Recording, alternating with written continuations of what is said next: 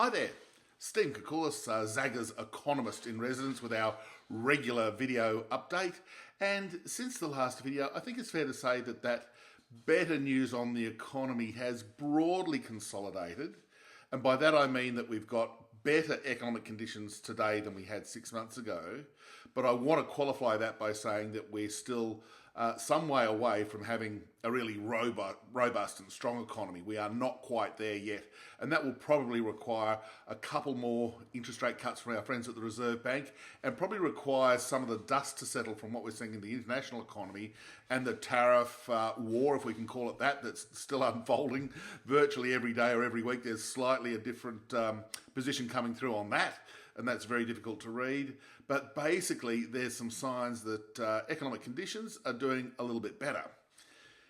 Now, specifically, we do know that retail spending, which got a nice lift at the end of last year, has continued to grow, albeit moderately, into the early part of 2025. So that's a good thing that we consumers are feeling a little more confident. I think low inflation, rising wage increases, and that interest rate cut that was delivered a month ago is sort of feeding into consumer spending just a bit.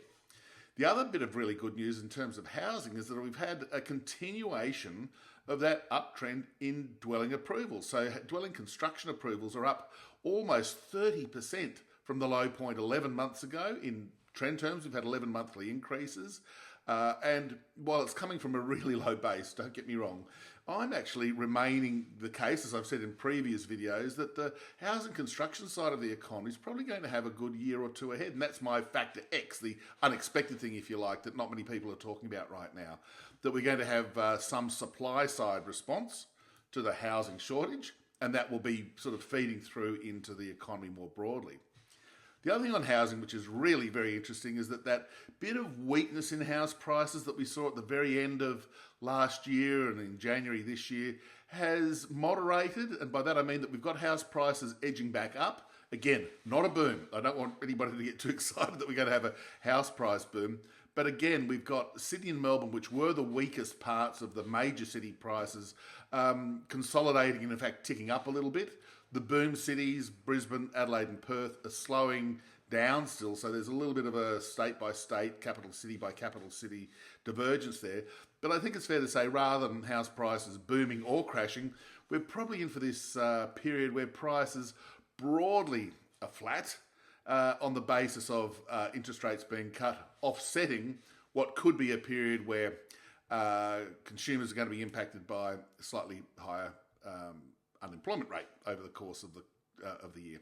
So, putting it all together in a nutshell, the big issues to watch out for are what's happening in the US economy, what's happening with the tariffs, and what's happening in China. They have a big blowback into our Australian economy. But from the domestic side, things are looking okay. That we just want to see another rate cut or two coming through, and that will give us a lot more optimism about the outlook for the economy. And for everyone at Zagga looking at this interest rate cycle, the housing cycle, yeah, conditions are looking a little better than they were, say, 6 months ago. All the very best.